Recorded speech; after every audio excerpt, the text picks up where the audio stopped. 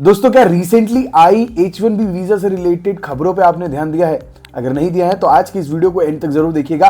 अगर आपका भी कभी सपना रहा है यूएस जाकर के काम करने का, लाखों रुपए महीने के कमाने का, तो आज की इस वीडियो में जो है आपको बहुत सारी जानकारी मिल सकती है जो कि आपके इस सपने को बना भी सकती है और बिगाड़ भी सकती है। दोस्तों, तो एंड तक बने रहिएगा। आज की इस वीडियो में मैं आपको रिसेंटली हुई H1B वीजा पे जो कंट्रोवर्सी है उसके बारे में बताने वाला हूं। दोस्तों, दुनिया में अगर कोई दोगला इंसान है ना दोस्तों, तो वो अश्लील ग्रोवर नहीं बल्कि है हमारे डोनाल्ड ट्रंप जी। जी हाँ, इतने बड़े दोगले इंसान हैं। एक तो पहले ये मोदी जी को माय फ्रेंड करते रहते हैं और उसके बाद इन्हीं फ्रेंड की जो है पीठ में चक्कू देते रहते हैं। कभी बोलते हैं कि H1B वीजा पे जो है हम इंडियन वर्कर्स को हायर नहीं करेंगे, सिर्फ और सिर्फ जो है H1B वीजा पे जो है हाईली स्किल्ड वर्कर्स काम करने के लिए आएंगे, या फिर हम H1B वीजा बंद नहीं कर देंगे। कुछ भी, कभी टैरिफ बढ़ा देते हैं, 50% टैरिफ कर देते हैं, कुछ भी करने लग रहे हैं। दोस्तों, डोनाल्ड ट्रंप जी, पता नहीं क्या चल रहा है इनके दिमाग में, कौन सी पॉलिटिक्स खेल रहे हैं इंडिया के साथ। ठीक है, अभी क्या हुआ है दोस्तों, अभी मैं आपको बता दूं कि H1B वीजा का जो पिटीशन फाइल फी होता है ना, उसका चार्ज बढ़ा दिया गया है। और वो चार्ज बढ़ा के जो है दोस्तों $1 लाख कर दिया गया है। $1 लाख समझ रहे हो, यानी कि करीब 80-85 लाख इंडियन रुपीज में 80-85 लाख रुपए लगेंगे अगर कोई इंडियन वर्कर यहां से वहां जाकर के काम करना चाहता है। लेकिन इसमें भी पेच है, ये 80-85 लाख रुपए किसको देने हैं?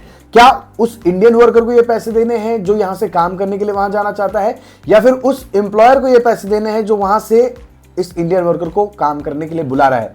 आज की इस वीडियो में अच्छी तरीके से जानेंगे। दोस्तों, सबसे पहले जानते हैं कि H1B वीजा होता क्या है। H1B वीजा एक ऐसा वीजा है यूएस का जहां पर जो है एम्प्लॉयर्स को अथॉरिटी मिलती है कि वो जो है बाहर से फॉरेन वर्कर्स को हायर कर सके और यूएस बुला सके, और यूएस बुला करके जो है हाईली स्किल्ड काम करा सके।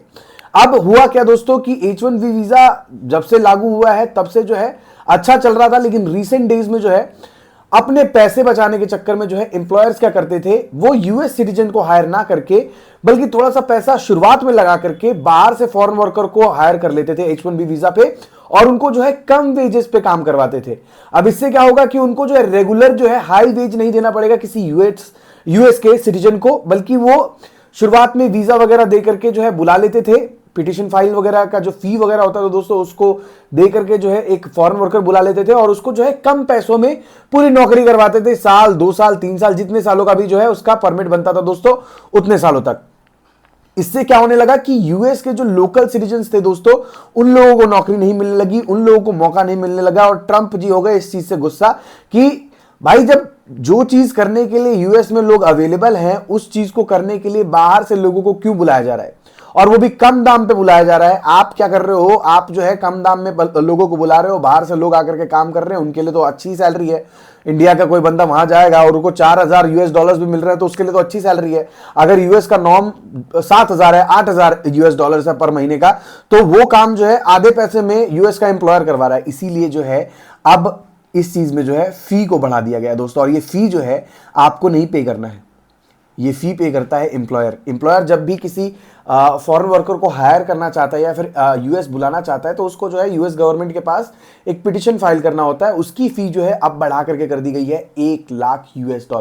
तो अब जो है जो वहां के एम्प्लॉयर है उनकी फट जाएगी कि भाई, अब पहले जो है हम सस्ते सस्ते फॉरेन वर्कर्स बुला लेते थे, लेकिन अब एक फॉरेन वर्कर बुलाने के लिए जो है उनको $1 लाख देने पड़ेंगे फी के तौर पे, तब जाकर के कोई यूएस जाकर के जो है फॉरेन वर्कर काम कर पाएगा। इससे क्या होगा कि अब जो छोटी छोटी कंपनीज थी, जो स्टार्टअप्स थे, स्मॉल बिजनेसेस थे दोस्तों, ये लोग जो है अब फॉरेन वर्कर को हायर नहीं कर पाएंगे, और अगर करेंगे भी तो क्वालिटी फॉरेन वर्कर को हायर करेंगे, क्योंकि इतना पैसा लगा करके वो रैंडम बंदों को तो हायर करके नहीं लाएंगे, और उनको अच्छे पैसों पे जो है हाई वेजेस पे जो है काम करवाएंगे। यही चाहते थे ट्रंप जी, जिसकी वजह से जो है उन्होंने ये जो है फी बढ़ा दी है दोस्तों।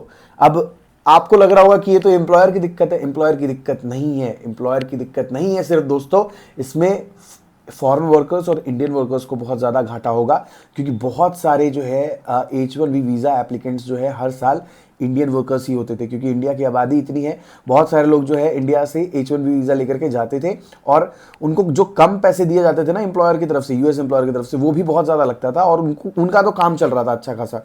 लेकिन अब क्या होगा कि जो लोग ये जो H1B वीज़ा का गलत फ़ायदा उठा रहे थे, अब इंडियन वर्कर्स को हायर नहीं कर पाएंगे, और अगर करेंगे भी तो ऐसे इंडियन वर्कर्स को हायर करेंगे जिसके लिए 85 लाख 80 लाख रुपए देना वर्थ इट हो।